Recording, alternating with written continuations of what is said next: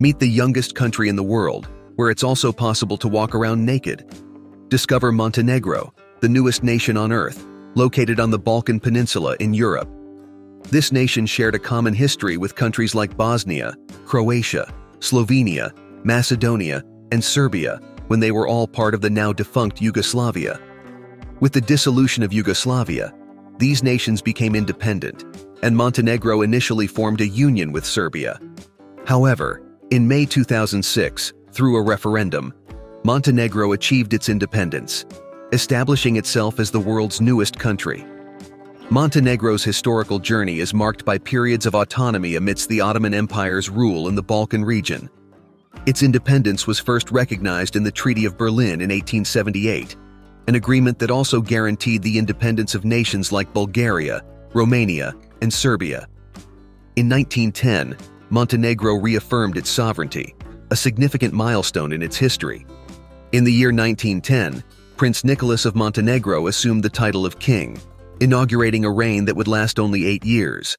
With the end of World War I in 1918, Montenegro was incorporated into the newly formed Kingdom of Serbs, Croats, and Slovenes. This kingdom would later transform into the Kingdom of Yugoslavia in 1929. During World War II, the mountains of Montenegro served as a refuge for guerrillas led by Tito. After the war, in 1944, Montenegro became one of the 6 constituent republics of the Federal People's Republic of Yugoslavia. In the early 1990s, Yugoslavia began to fragment, with 4 of its republics proclaiming independence. In contrast, Serbia and Montenegro formed a new federation, dominated by Serbia.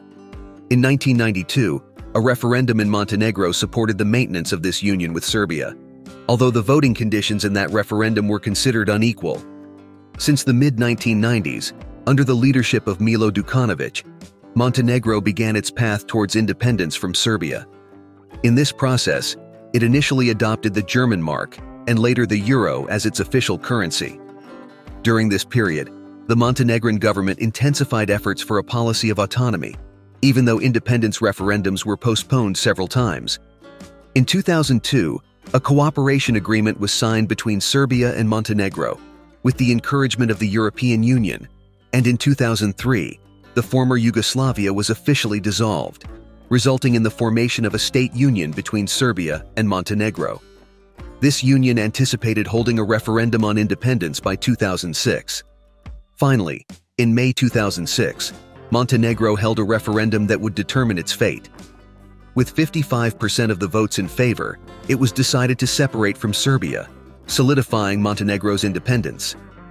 With this decision, Montenegro emerged as the most recent independent nation in the world at the time.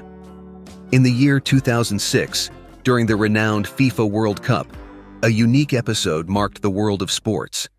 In this event, Italy became the champion. But another interesting fact captured attention: the team representing Montenegro and Serbia. This team competed together, even though Montenegro and Serbia had officially separated just 1 month before the tournament. This peculiar circumstance was due to the deadlines and organization of the championship. After the conclusion of the World Cup, the political separation between Montenegro and Serbia was also reflected in sports. The football federations of each country decided to form their own national teams, each with its own identity and emblems. Geographically, Montenegro is strategically located, bordering Bosnia to the west and northwest, Croatia to the southwest, Serbia to the north and northeast, and Albania to the east and southeast. Montenegro, a small country with an area of 14,000 square kilometers and a population of approximately 650,000 people, predominantly Christian, is in a concerning economic state. Despite its religious diversity, including a Muslim minority, Montenegro is not yet a member of the European Union, but has adopted the euro as its currency. Currently, the country faces a dependency on external resources and limited domestic production, leading it to import various products from neighboring countries and other regions of Europe. This situation makes it vulnerable to economic challenges, especially if it loses European support. Montenegro's economy is significantly influenced by foreign investors' participation. The majority of the country's revenue comes from tourism and international business. However, the banking sector in Montenegro is still in development, and is not as advanced as in countries like Brazil. Many banking operations, even basic ones, often require a visit to a physical branch. In terms of taxation, Montenegro imposes personal and corporate income tax rates ranging from 9% to 15%. As for the value-added tax, VAT, there are specific rates: 7% for services in the tourism sector and for essential goods. In Montenegro, there is a flat income tax rate of 15% applied to almost all types of income. There is no tax charged on incomes below €700 per month. For incomes above €700, the tax rate is 9% until reaching the threshold, after which the rate increases to 15%. Regarding the cost of living, the average rent for a standard apartment in Montenegro ranges from €350 to €700, depending on factors such as location, furnishings, and condition of the property. For example, a standard apartment can be rented for around €400. For a family of 2 to 3 people, the average cost of electricity is approximately €50 per month. Living in Montenegro has its advantages, including the quality of tap water, which is potable and eliminates the need to buy bottled water. Another positive aspect is the affordability of high-speed internet, with fiber optic connections available for less than €20. In terms of additional expenses such as rent and environmental fees, the total cost rarely exceeds €15. As for food, a budget of at least €300 per month should be sufficient to sustain 2 or 3 people. Regarding wages, the minimum wage in the country is €530, which may seem low compared to other European countries, but it's important to consider that the cost of living in Montenegro is generally lower.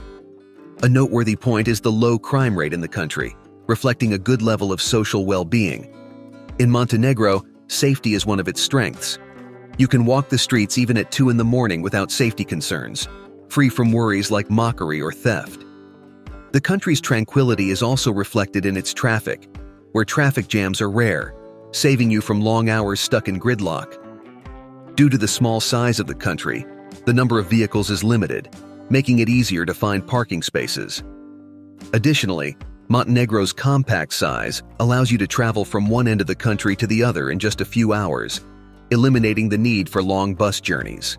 As for the language, Montenegrin is the official language.